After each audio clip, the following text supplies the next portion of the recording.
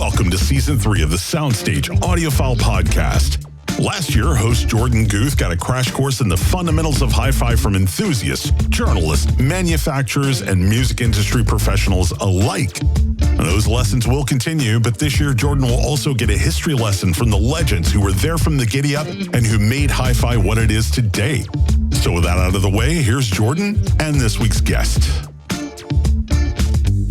Hello and welcome to the Soundstage Audiophile Podcast. Today, Jon Herron, General Manager of Trinnov Audio, is joining us to talk home theater, hi-fi, sound processing, and a whole lot more.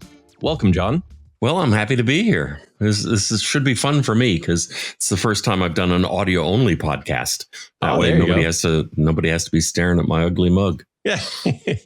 Well, let's just jump right into it. Before we get into signal processing and all that kind of technical stuff, I'm just kind of curious to hear a little bit about you yourself and how you got into audio. You have 40 plus years of experience in consumer tech and audio and all that. Yeah.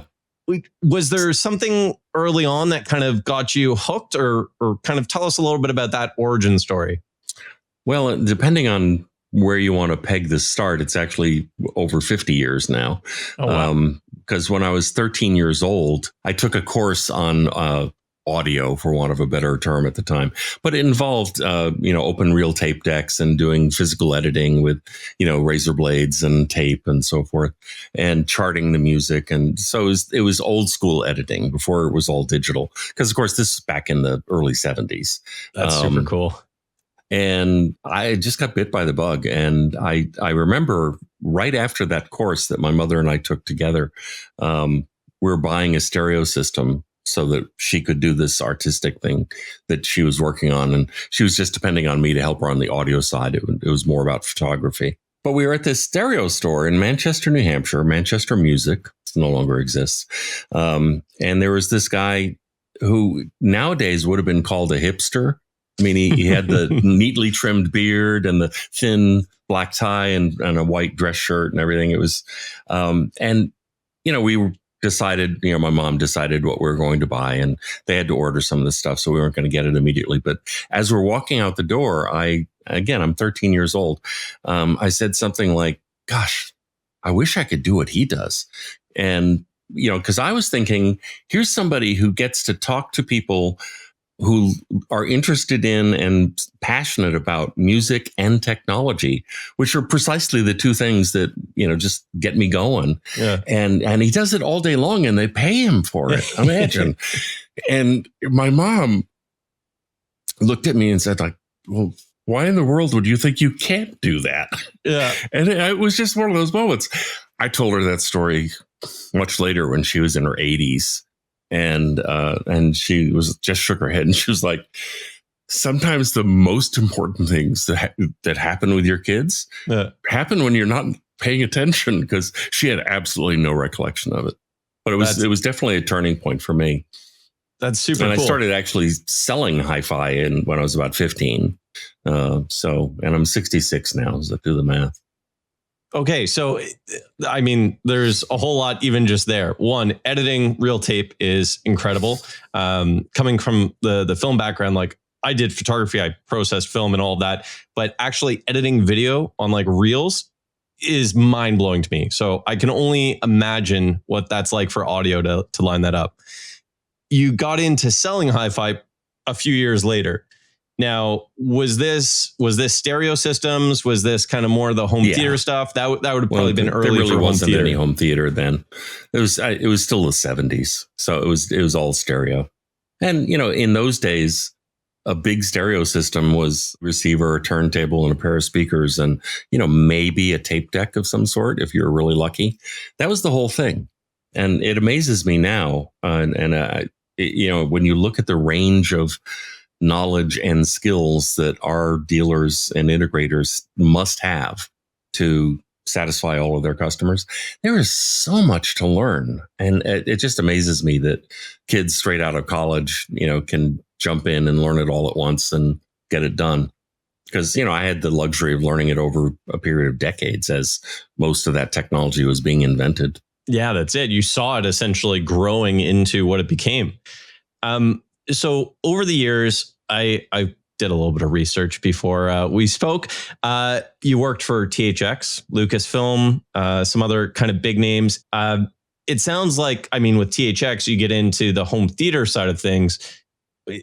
Was that the first introduction to home theater, or how did you kind of learn about or get into home theater?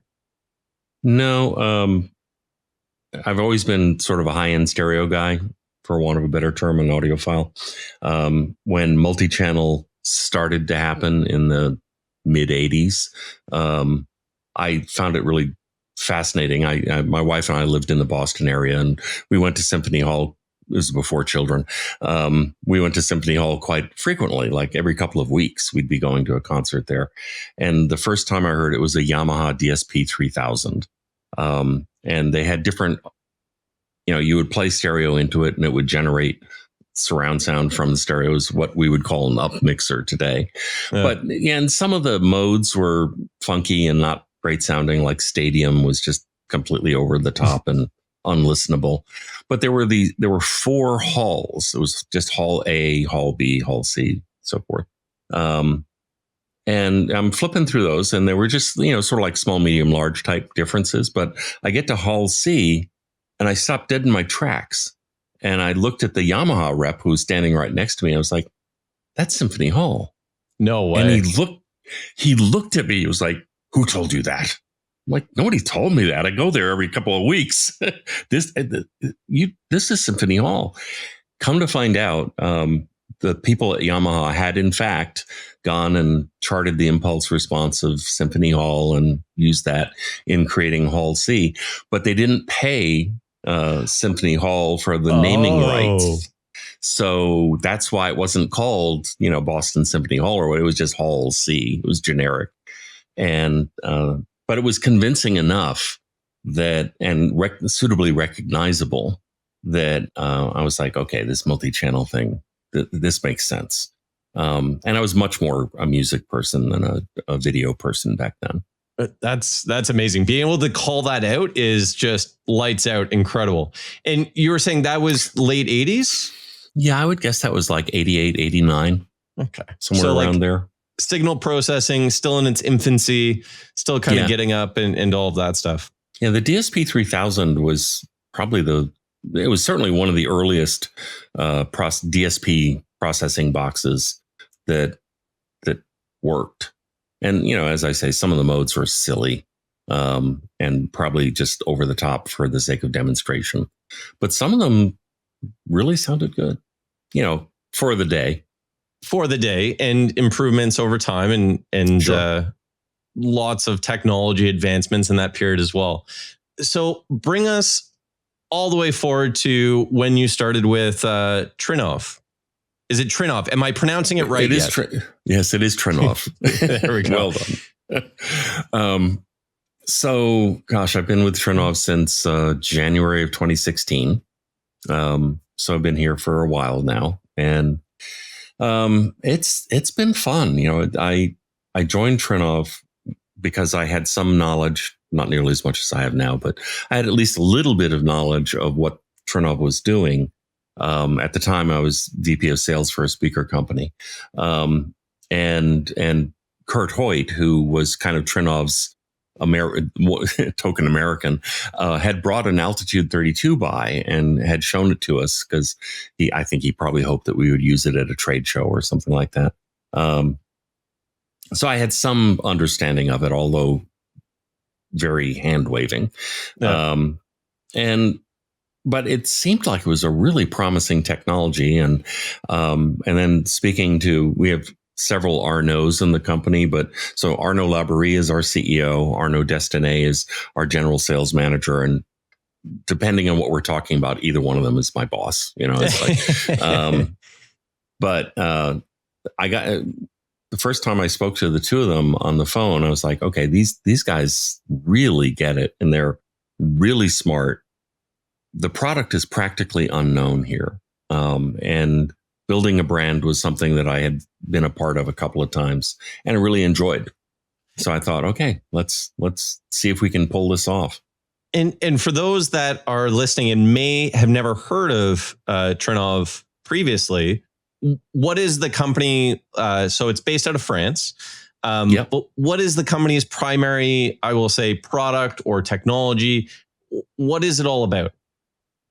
So there were actually three founders of the company, and they were all friends. They graduated, from graduate school, and they wanted to continue their basic research that they had been doing in graduate school. And by basic, I mean fundamental as opposed to simple. I mean, this was really complicated stuff. But they were just thinking among themselves and sort of brainstorming, where can we make the biggest difference? And things like higher sampling rates and bigger bit depth, 24-bit, 192, things like that were already happening. And they're like, okay, wait, that's going to happen with or without us. That's not it. And they decided that what they really were interested in, they're all three of them off the deep end audiophiles. What they're really interested in is learning more about how sound works in a complex three-dimensional sound field. Like, how do human beings perceive space?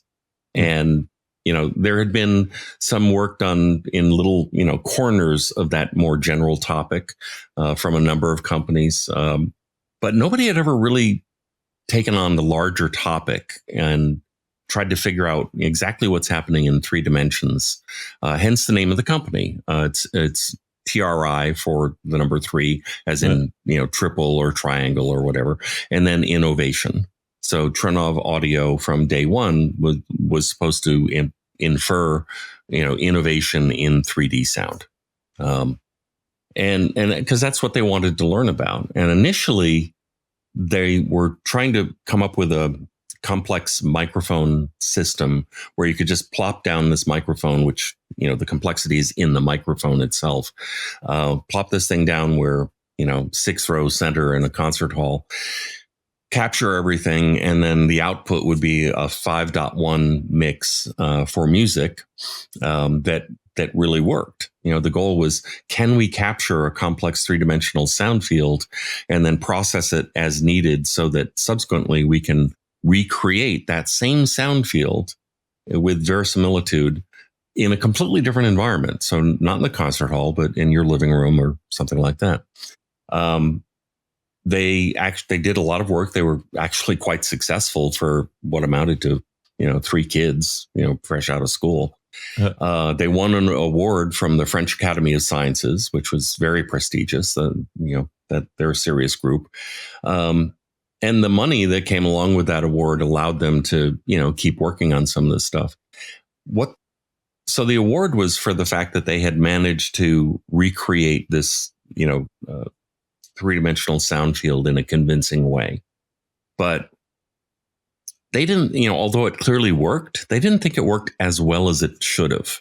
And so they started looking at it more closely, and it became obvious that, in their lab, they had 12 identical speakers equally spaced in a circle around the one and only chair.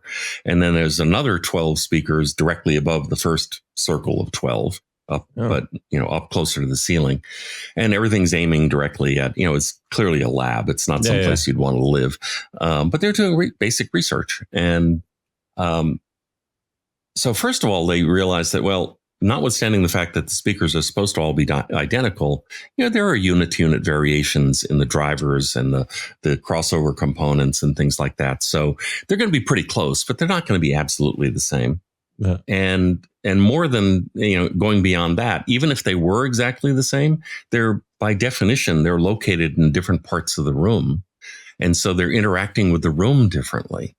And so they actually, nowadays we tend to think of it as room correction, but that's not at all what they were thinking. They were just trying to make sure that, everybody was singing from the same page of the hymnal, because if all the speakers aren't doing the same thing, it's just never going to work. Imagine having 2 really good speakers from 2 completely different companies, one for your left speaker, one for your right speaker. The imaging is going to be terrible. Yeah. And it's not because they're bad speakers. It's just because they don't match, right? They're not doing the same thing the same way. So that was the first thing, is, okay, let's see if we can make these speakers actually be, behave themselves as better speakers. And then we can subsequently look at things like the first reflections and trying to mitigate those problems, subsequent reverberations, standing waves, and we can go through the whole list. But they were trying to figure out, okay, we've got this cool 3-dimensional technology that works, but it should be working better. And so they very carefully and methodically went through all of the things that could be standing between them and this thing working as well as they thought it should. Yeah. And that became what is now called the optimizer, or the full name is the loudspeaker room optimizer. That's the microphone.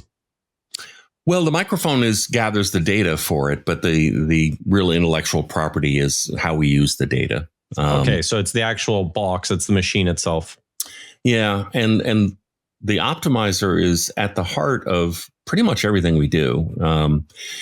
There are different. We got started in the pro market, recording studios, dubbing stages, post-production facilities, broadcast monitoring facilities, things like that. Because, those guys live or die by the quality of their mixes. So they really have to know what's in the mix minus whatever their room is doing to the sound that they're hearing. Right. Yeah. So the optimizer for those folks was a really important tool, because no matter how experienced you are, if you're mastering an album and, to keep it simple, let's say your room has a bump at 50 hertz, consciously or unconsciously, you're going to want to bring that down because it's going to sound kind of boomy and thick. Yeah. And if you bring that down and then play it in a room that doesn't have that same bump at 50 hertz, guess what? It sounds thin and nasty. And so in order for a recording to be really portable, they had to have a really honest playback system. And the biggest dishonesty in most systems is the room. It's not the speakers. Because it's called room correction, the first kind of thing that I think about is like, if a recording studio, for instance, if they build the room with the intention of having it be, I'm not going to say perfect. Perfection doesn't exist, but if they spec a room and build the room to be ideal for recording, would room correction or would the signal processing still be required? It would. Yeah, it is. It obviously, you want to start off from a good place. When people ask me about, the optimizer is widely recognized as the best room correction system out there by far. It was not invented to be a room correction system. And I frankly try to avoid calling it that because I think it undersells all of the work that went into creating it. But people often ask me, because the optimizer has such a great reputation, it's like, so I don't need to do like room treatment anymore. And I'm like, yeah, no, that's not how it works. The kinds of things that passive room treatment, soft, fluffy stuff like fiberglass or rock wool or whatever, and diffusers and all of those things, the kinds of things that those things can help with are precisely the kinds of things that no one's digital signal processing can really address. Take a simple example. If you are in a high school gymnasium, what's called the RT60, which is how long does it take if there's a sharp, a loud sound, let's a starter pistol firing off or popping a balloon, something like that. So that's going to make a quick, pop of sound. How long does it take for that noise to settle down by 60 decibels, which is a lot. And, a good range of numbers in home theater terms are somewhere between like 300 and maybe 500 milliseconds. So under half a second. If you're in a high school gymnasium, the RT60 is probably measured in whole seconds, like 2.5, 3.5 seconds. It's almost like an echo chamber. Yeah. You give me a system in a high school gymnasium and I will give you the best sounding high school gymnasium you've ever heard. But you're still going to be able to tell it's a high school gymnasium, right? Because the sound is just bouncing around for a really long time. And once it's out there bouncing around, how do we stop it? And at most frequencies, the answer is with passive room treatment. But what we can do is, if you give me a bad room, I can make it pretty good. If you give me a good room, I can make it amazing. Gotcha. So there is always room for improvement, but you want to start off from a good place. And recording engineers, need to hear exactly what's going on.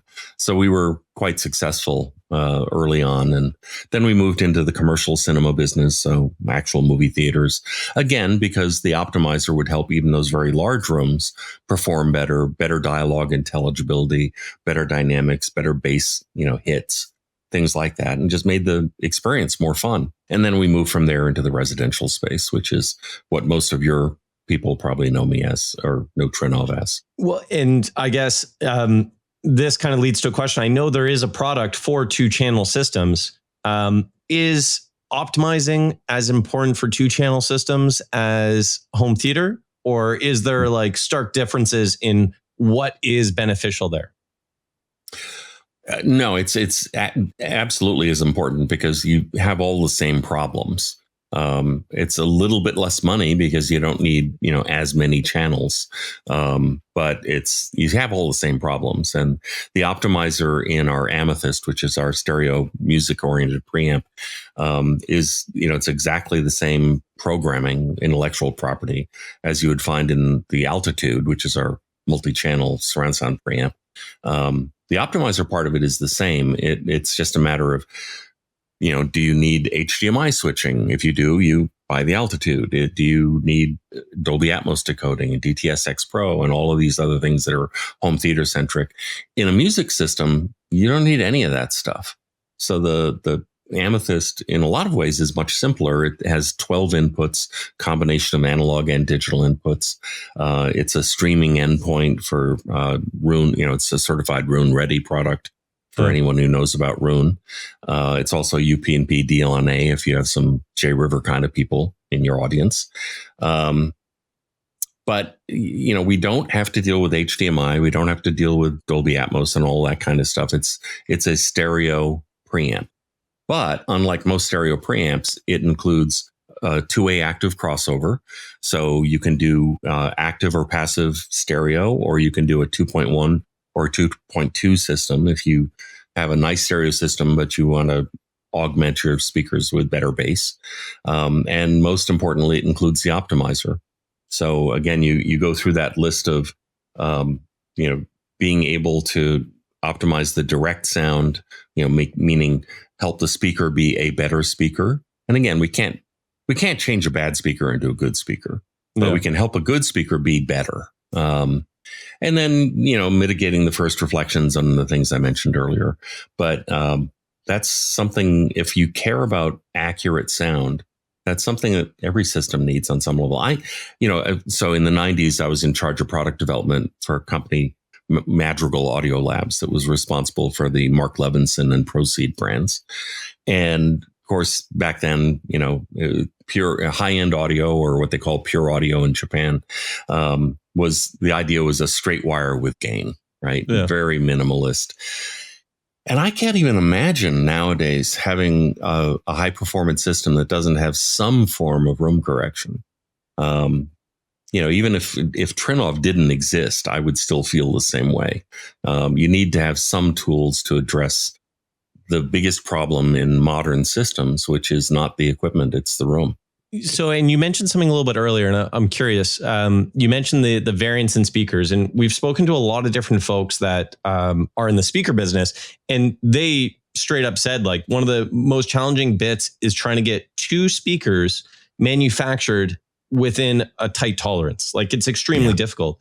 So is part of this optimization, you kind of mentioned it a little bit earlier, but is it matching the speakers so that they perform near identical or as close as possible? As a matter of fact, we have a specific operating mode for the optimizer that goes to kind of that point precisely, meaning let's say, for the sake of argument, that someone has just spent, $500,000 on a stereo pair of speakers, which, of course, sounds ridiculous, but there are speakers out there that cost that much money. Oligarch audiophile. Yeah. So somebody has spent a huge amount of money, and he's gotten them all set up and dialed in and, positioned just so, and he thinks they sound fantastic, and he doesn't want to change the way they sound at all. So rather than forcing those speakers to conform to some third party's idea of what they should sound like, we have a mode that's simply called according to LNR. And And in a multi-channel system with, say, the altitude, if you use that mode, what it does is it measures the left speaker, measures the right speaker. It averages those two because, as you point out, even if the speakers were identical, the room itself is probably not perfectly symmetrical. And more often than not, even the most expensive speakers, it's impossible to get them to be absolutely the same. Yeah. So what we do is we measure left, measure right, take the average of the two, and then we force the left and right speakers to conform to that average. And so, if they're good speakers, the difference may be half a dB here and half a dB there, but there are still some differences. And subjectively, what happens in a stereo system like the Amethyst is that you push the button and it doesn't actually change the sound so much as the imaging just sharpens up and comes clearer into focus. Because, if you think of most stereo systems, at one frequency, the left speaker is going to be a little bit louder than the right. And at a different frequency, it's the other way around. Well, if somebody is just playing a guitar, let's say they pluck the A string, which is, if it's tuned right, should be 110 hertz. But there's 220 and 330 and 440 and, on up. And it's the exact balance of all those harmonics that make it sound like a Martin guitar instead of a Gibson or whatever. Yeah.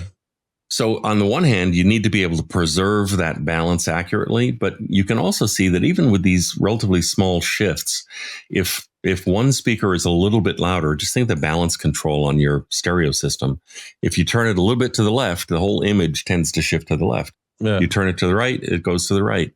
Well, if you're not touching the balance control, but at some frequencies, say at 110 hertz, the left speaker is a little bit louder, and at 220, the right speaker is a little bit louder, and so on. You get this blurred sense that, okay, there's a guitarist sitting in front of me, he's somewhere between the speakers, but it's not as clear as you'd like it to be. And when the speakers are actually doing exactly the same thing, despite parts tolerances and everything else, everything just comes into focus, and it's almost holographic. Okay, so that's probably one of the best examples of optimization that I've heard, I'm going to say ever, because basically what you're describing is bringing things within tolerance to increase the spatial accuracy, the soundstage, that for even the best speakers might not be exactly that. So that, to my previous question, that kind of says room correction, or let's say optimization. It's speaker and room optimization. And if you do that right, that same idea of having better imaging in front of you between the left and right speakers and more sharply in focus and so forth, although the human hearing system is not as good at hearing imaging that's, off to one side or whatever, you still can detect it. So we can, in a multi-channel system, we have imaging not only in front of us, but you have imaging between the left speaker and the left wide, and the left wide and the left surround, and so on. So, it's having a phantom image of a sound between two speakers is always going to be a little less stable than having an actual speaker there making the sound. Sure. Right. That's the reason you have center channels in movies, is because if somebody's sitting on one side of the room, you still want the dialogue coming from the middle of the screen. So, actual speakers and a higher channel count is pretty much always a good thing. But you also want to be able to fill the gaps between speakers. And actually, when I was first introduced to Dolby Atmos, it was back in 2015. And Atmos was introduced in terms of, PR and advertising and white papers and things. It started being talked about in 2014. I'd read all the white papers, and it sounded really interesting. This is just the whole idea of object-oriented audio.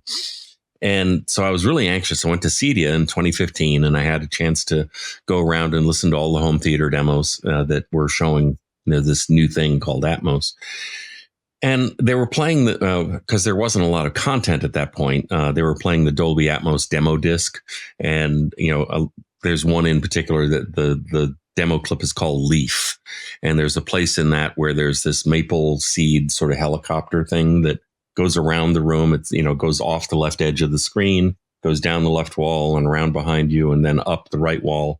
And if everything's working the way it's supposed to, just about when your ears tell you that it should be coming into screen, and it should be visible again, it does. Well, I went to this show, and the sound was jumping from the left speaker and then jumping to the left surround and then jumping to the left rear. And it was very blocky, very chunky. Didn't have the seamless transition. Well, and of course, it was the first time I'd ever heard the technology. And I'm thinking, I know the people at Dolby are really smart. Do they not realize that this demo sucks? This is just not working. And the first time I heard that demo actually reproduced the way it's supposed to, oddly enough, was at Paul Hales's place from Pro Audio Technology. Oh, yeah. Way back in April of 2016. He very generously gave us basically the run of his place for a week so we could do a press event and dealer training and stuff like that. And he had, at that point, he had just recently upgraded from what I think was maybe a 5.2 system to a 23 channel system. And he had an Altitude 32. And so we went through, and Arnaud Labrie was there. I was there mostly just looking over his shoulder and learning, because I was still the new kid on the block. But they went through the whole thing, and then we played that same Leaf demo.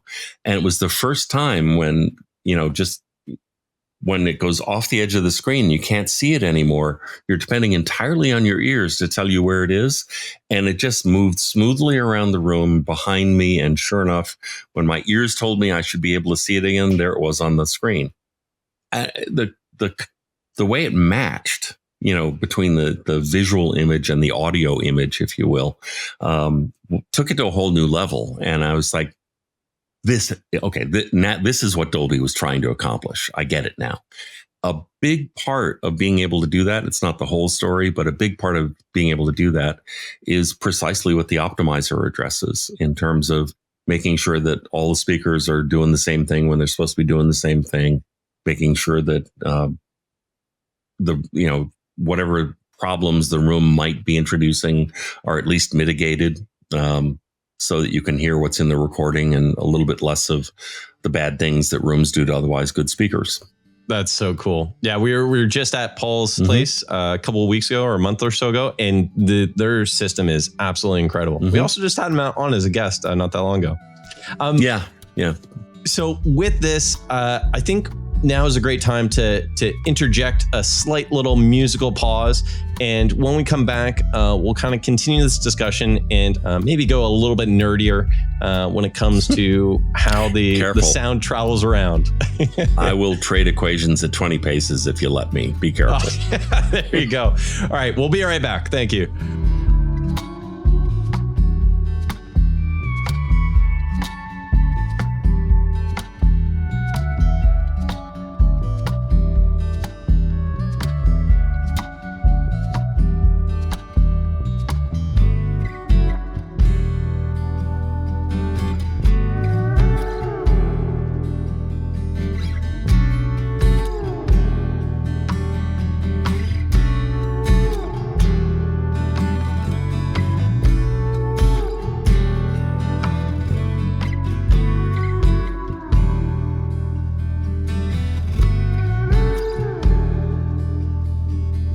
Welcome back. We are still here with Jon.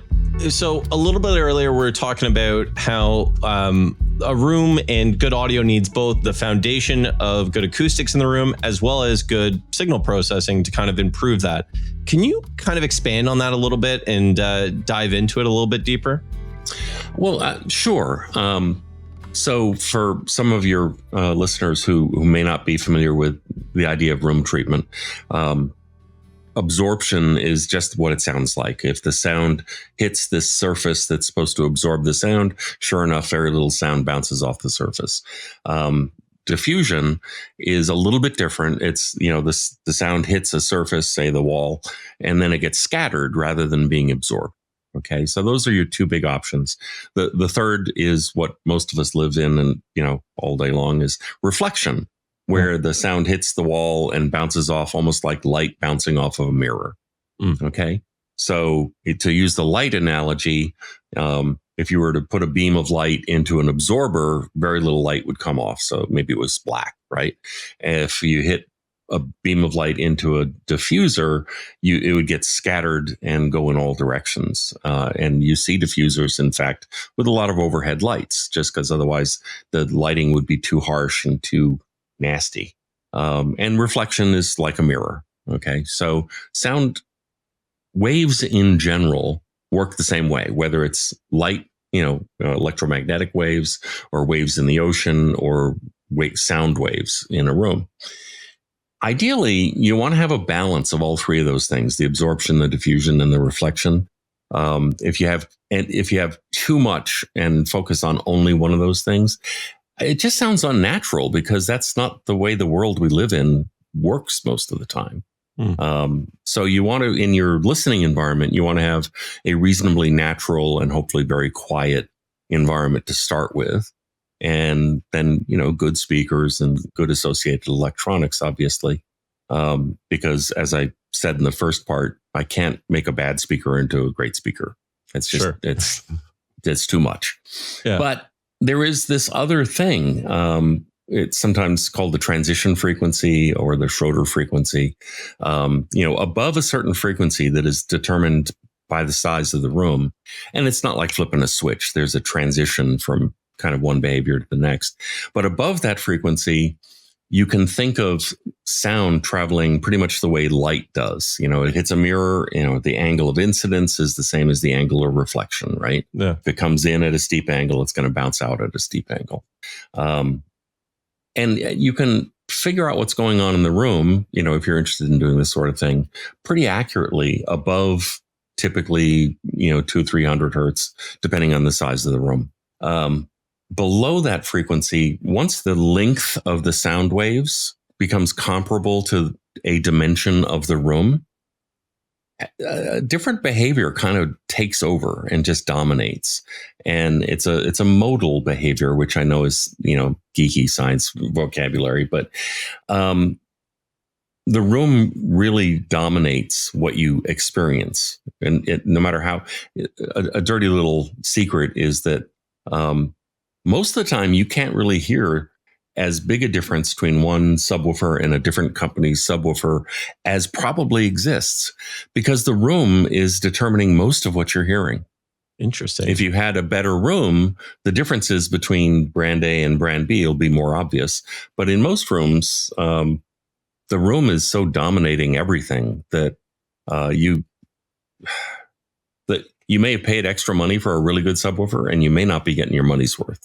Interesting. Is the sad fact. So when the company got started, I mentioned that the founders were interested in doing basic research in three-dimensional sound and how human beings perceive it and so forth. And we're up to somewhere between 60 and 70 employees now, so it's well beyond those three guys. And the optimizer came out of that because they were doing this three-dimensional work, and they discovered that until you get everybody to work together as a team rather than at cross purposes, things aren't going to work as well as they should. And so hence the optimizer. Most room correction systems require you to take a bunch of measurements in the listening area, maybe, everywhere where somebody's head might be, for example. Yeah. The main reason for that is because of what I just described. At below a certain frequency, there are going to be really big differences from one chair to the next. And, it's almost impossible to fix with, for example, traditional absorption, soft, fluffy stuff. The waves are just so big, so for example, at 100 hertz, which is, bass, but not deep bass, the wavelength is 11.3 feet long. So, that's comparable to the width or the height of your room, probably. Yeah. When those things match and the reflections start bouncing back and forth, the reflections interact with the new sound that the speaker is making and with previous reflections, and it starts to build up. And depending on where you are in the room, sometimes that sound builds up and gets really loud, and in other parts of the room, it may almost completely cancel out and be inaudible. You had a really good analogy that we talked about a little bit before we started recording about that difference. Can you share that analogy? Well, the one about the waves versus, let's say, a billiard table. Yeah. Above this transition frequency, you can, obviously a billiard table is just two-dimensional, but you can think of it as, the way playing pool works, right? You hit the ball, it bounces off the cushion, and it's predictable what angle it's going to bounce off at, right? Yeah. If you've ever been to a wave pool at like a water park or something like that, particularly, I've been to two different kinds. There's one wave pool has sort of a beach at one end, so it ramps up, and it's more like being at the ocean. The other kind of wave pool is completely contained, and when they get that thing going, there are some parts of the pool where if you're in the water on floaties or whatever, you're going to be going up and down a lot. And if you move, say, 6 feet to the left, you're not going to be going up and down so much as you're just going to be rocking, first to the left, then to the right, then to the left and the right, because you're at that kind of twisty point where it's between the height of one wave and the trough of the adjacent wave, right? Interesting. So below the transition frequency, your room is working more like that wave pool. And where you are in the room makes all the difference in terms of what you wind up experiencing. The reason why most room correction systems force you to take all those extra measurements is to figure out what the best compromise will be at those frequencies, because there are going to be differences. And, you want to make sure that you're not overcorrecting in one spot because the microphone in the other spot was just in a bad location. Murphy's Law says if you only take one measurement, you're going to put it in the worst place in the room, and then everywhere else will be overcorrected and it won't sound right. So, this is spatial averaging makes sense, right? Particularly at low frequencies. And that's also low frequencies are also where it's very difficult, if not impossible, to correct it with the passive materials that we discussed earlier. Because the waves are so long, you need, in terms of the physics, you need about a quarter of a wavelength of the soft, fluffy stuff, fiberglass, rock wool, whatever it might be, to be an effective absorber. Well, 1/4 of 14 feet, which is 80 hertz, is, that's probably more than, people are not going to want to live losing 3, 4, 5 feet off the back wall because they've filled it with fiberglass. Yeah. It's just not realistic. Not so practical. We came up, the original optimizer fell out of this desire to make three-dimensional sound work better. And it's incredibly effective and is widely acknowledged as the best in its category, above that transition frequency. Below the transition frequency, all room correction systems struggle a little bit. There are some techniques for trying to minimize the seat-to-seat variations, but they're all kind of compromises. Until very recently, with the introduction of our waveforming technology, the main way that people could try to minimize those seat-to-seat variations so that everybody watching a movie has actually a shared experience, right? They pretty much hear the same thing, is to basically flood the zone with so many room resonances happening in so many different places at the same time that it all kind of averages out. And so you might have, maybe 4 subwoofers, one in each corner of the room, and you play with level and delay. There are some programs like Multi-Sub Optimizer or Harman Sound Field Management that help you figure out, how to do this. But you're basically creating enough noise that the differences kind of even out. So, the sub in the front left corner might be weak at a certain frequency where I'm sitting here, but the sub in the front right corner might be especially strong at that same frequency sitting here. Yeah. So they kind of average out. That's one way of thinking of it, where, every speaker will have hills and valleys in its response that are induced by the room. And the idea is to have enough of them doing the same thing that the hills and valleys of one are offset by the valleys and hills of another. Gotcha. So that is the wave forming idea. No, that's the old school way of doing it. That's the old school way of doing it. Yeah. And that's the best of the old school's way of doing it. With waveforming, we set up this research team. It was like 7 years ago now. And the goal was, these room modes or standing waves, these huge variations at those frequencies that are, about the same length as the dimensions of your room. It's such a problem, and nobody's ever had a real solution for it. At best, you could sort of, put a Band-Aid on it and mitigate the symptoms, but you couldn't make the problem go away. You're always addressing the symptoms. The goal of we didn't even have a name for it back then, but the goal of the research team that came up with waveforming, their mission was to figure out, is there a way that rather than mitigating these problems, is there a way that we can just flat out eliminate the problems? Because it's so much better to not create a problem and then have to fix it. Yeah. Just don't create the problem in the first place. That will always work if you can figure out how to do that. So that's where waveforming comes from. And, it's a combination of really smart digital signal processing, really robust algorithms, and physics, because you can't cheat physics. It's just there, whether you like it or not. So one of the things with waveforming, the name comes from the fact that we want to be able to shape and control the way the sound actually moves through the room at those frequencies. So rather than just spraying it in all directions and having all of those reflections, interfering with one another and creating the problem, can we control the way the sound moves through the room and then absorb it when it gets to the back of the room? And if you are clever about where you put your subwoofers, you can, and if you drive them individually, so each one has its own dedicated channel, you can do some really interesting things to create the wavefront, like when there's an explosion or, a bass guitar or whatever it might be, rather than just spraying it in all directions and letting the room have its way with the result. Can we control the way it moves through the room so that we can minimize the reflections from the floor, the ceiling, and both the walls? And then all we have to do, the only thing we have to do, once it gets to the back of the room, is to absorb that energy. And we do that actively with more subwoofers. They're, basically sucking in the energy that was previously put into the room on the front wall.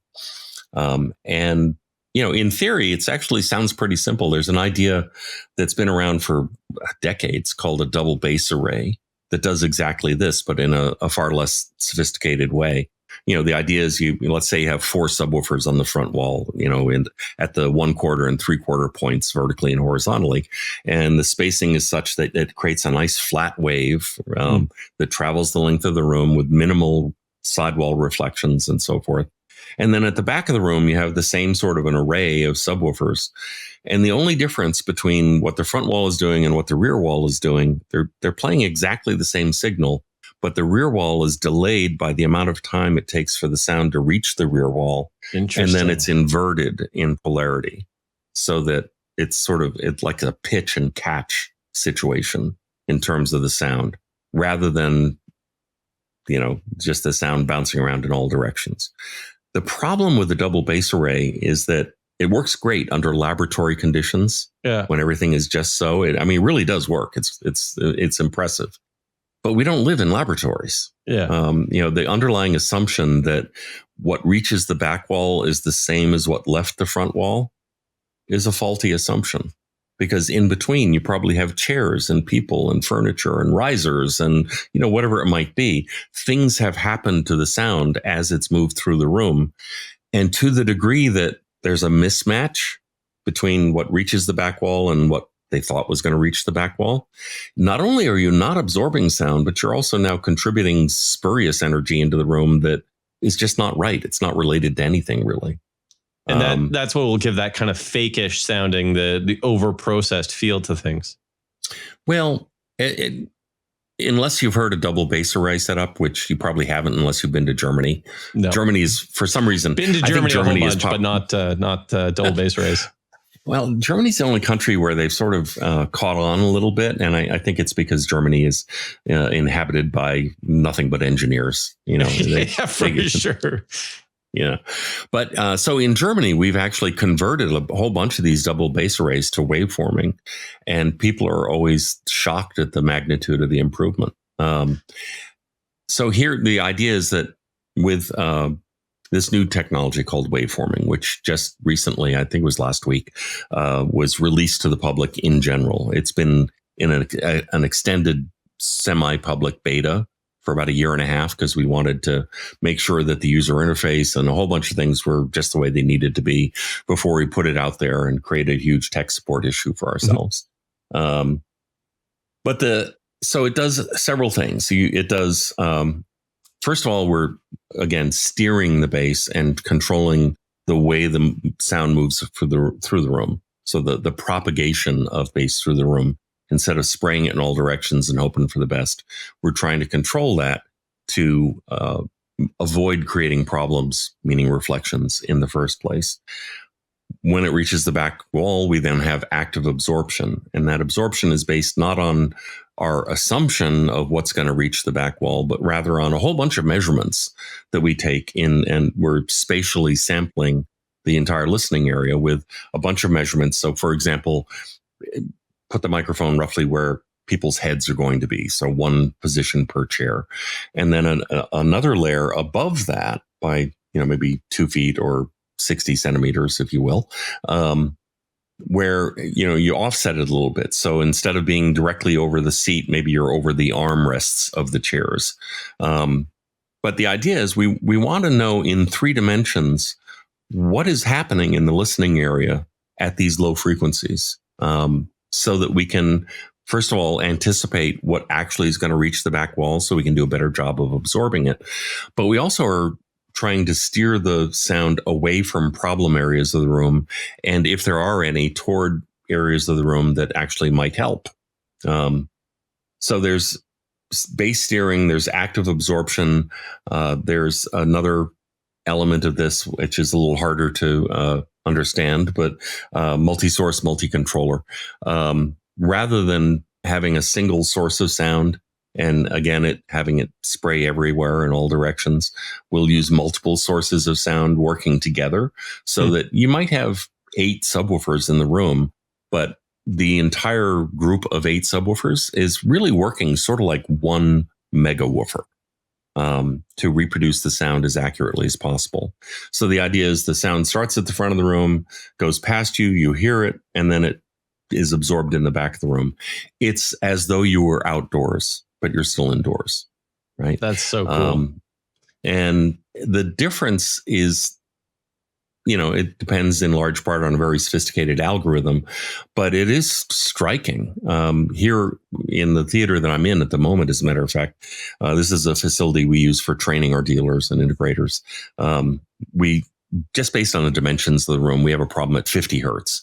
That's a 23-foot long room. And so just based on the dimensions of the room, there are going to be parts of the room that are really loud at 50 hertz and other parts of the room where you almost can't hear it at all. And so just to make this as easy to hear as possible, rather than playing music, we just play a boring sound wave, a 50 hertz sine wave. So it's going, and that's it. So it's not terribly exciting, but you put it on without waveforming, and you have people walk around the room. And, these are experienced people who've been working in the audio industry for a while. And they're like, yeah, okay, so it's doing kind of what I would expect. And if you measure the difference between the quietest part, going back to the wave pool idea, the lowest part of the wave versus the highest part of the wave, the difference in this room is almost 30 decibels. That's now, wild. That doesn't mean something to most people, but subjectively, that's something that is 8 or 10 times louder. And in terms of power, if you're trying to go from, how much sound I have at 1 watt versus how much sound I have, if I'm going 30 dB louder than 1 watt, that's 1,000 watts. It's a wild, big difference. And then you turn on waveforming, and the difference is plus or minus 1 dB, which is small enough that you really have to concentrate to hear it at all. Yeah. Like if you and I were having a casual conversation and there was some background noise that was changing by 1 decibel, we would never indistinguishable. Notice it. There's just no way. Yeah. You really have to be paying attention to hear that. That's so cool. So it not only works in theory, it works in the real world. And it's also, one of the problems that a lot of people have heard about is that getting bass to work right in small rooms is this, challenge that we've had forever. And a lot of people feel like, well, unless I have a room of a certain size, there's probably no point in investing in a really good system because, the bass is going to be bad. It's a small room. With waveforming, the size of the room doesn't really matter anymore. You can get amazing bass in a spare bedroom. Or, a bonus room over a garage, or, whatever it might be. And of course, the optimizer is taking care of everything above those frequencies. So it really is a 1-2 punch. The waveforming is the logical extension of why the company got started in the first place. We handled, say, in round numbers, 8 of the 10 octaves that you can hear. And we did that first and did a great job. But there were still these limitations at low frequencies where rooms do these odd things to speakers. And waveforming has now allowed us to address the last couple of octaves. And I find this fascinating. I think about this, and I also contrast it with some folks that are very much, I'm going to say, opposed to room correction or opposed to anything. Like some people may not even like DSP at all. They want pure analog, nothing else. Do you have any sense of why there is so much kind of disagreement on DSP, room optimization, room correction, all of this stuff? Well, there are a few reasons for it. In one of my previous lives, I was in charge of product development for Mark Levinson, which is a very high-end brand of electronics. And back in the 90s, the goal was to have, what was called a straight wire with gain.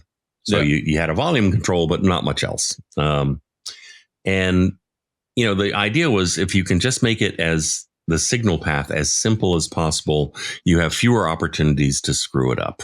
Right. Fair. And so I understand that approach, but it ignores the fact that you might be obsessing over, a tiny little difference here or a tiny little difference there, while ignoring the huge differences that rooms impose on you, whether you like it or not. Sure.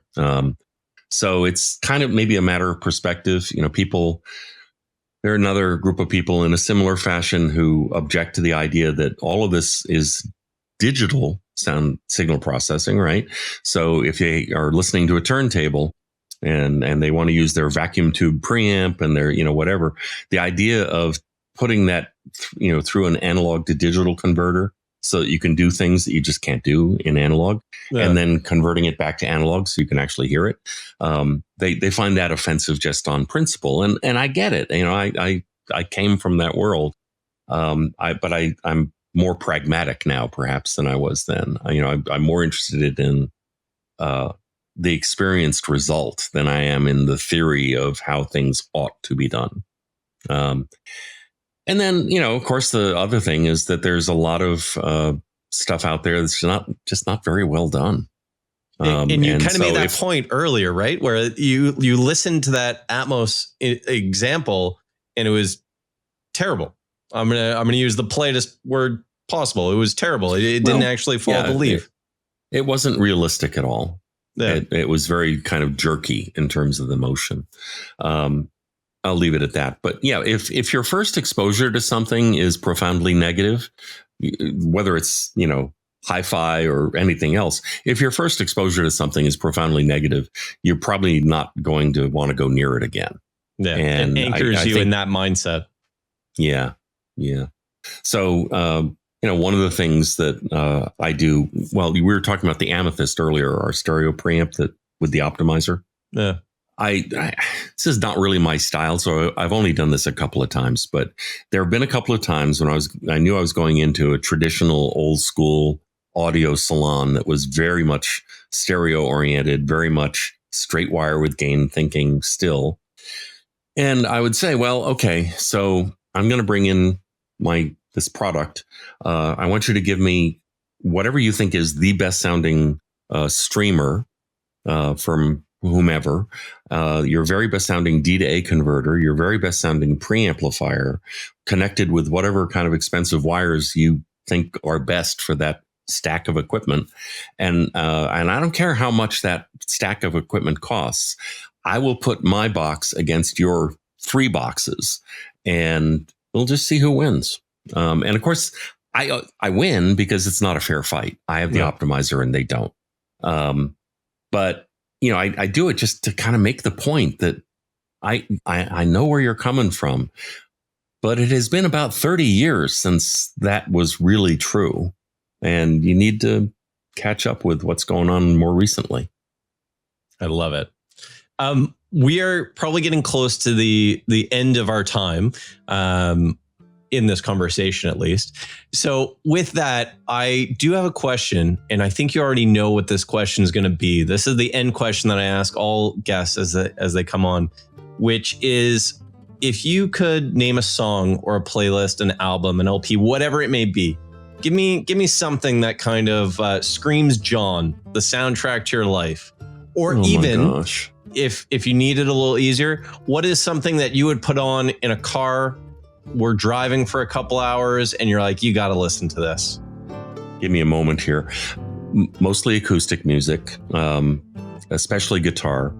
I play classical, well, not for a few years because of arthritis, but I used to play classical music and also sort of fancy finger picking folk music, Leo Kottke, John Renbourn, that kind of stuff. So yeah, Leo Kottke, John Renbourn, Peter, Paul, and Mary. I'm also really into harmony. I sang in a number of both small, close harmony groups and, Handel and Haydn Society kind of groups when I was younger. So, and my daughter, for example, was also a member of an a cappella group when she went to college. So it's just, it's an ongoing passion. I grew up with classic rock from the 60s and 70s. So of course, what you loved as a teenager tends to stick with you. Fair. But I have to say, my sister and I were just talking about this. We were really fortunate in that and of course, as kids, you don't realize, you have no perspective, but we grew up in a household that where classical music was playing almost all the time. And we heard this huge range of classical music. My dad also had a big electronic organ. I remember seeing all the vacuum tubes and stuff like that. It was really intended for a church, but he had bought it. And I remember him playing it. And there was one particular night when it was very Mad Men, right? This is back in the 60s. And if your people have ever watched Mad Men, I was one of the kids lying on the floor watching TV. But at one point, they were having a cocktail party, as one did back in those days. And I was just distracted because of the noise or whatever. And I couldn't get to sleep. And I remember my dad, coming to see if I was okay and is there anything he could do. And I was like, can you play the organ? And as much as anything, I think it was just, he expected an answer and it was the first thing that came to mind. But sure enough, he went downstairs, started playing something on the organ. And that was sufficiently comforting and familiar that I was able to get to sleep. And it still is a fond memory. That's awesome. But for music, I think in a previous life, I might have been Russian because Tchaikovsky, Stravinsky, Rachmaninoff, a lot of my favorite composers are Russian. Joseph Hoffman on piano, which I was involved with a project called Ear Witness Transcriptions back in the 90s when I was at Madrigal. You can do a Google search on it. None of which really answers your question. If I had to pick just a couple of things.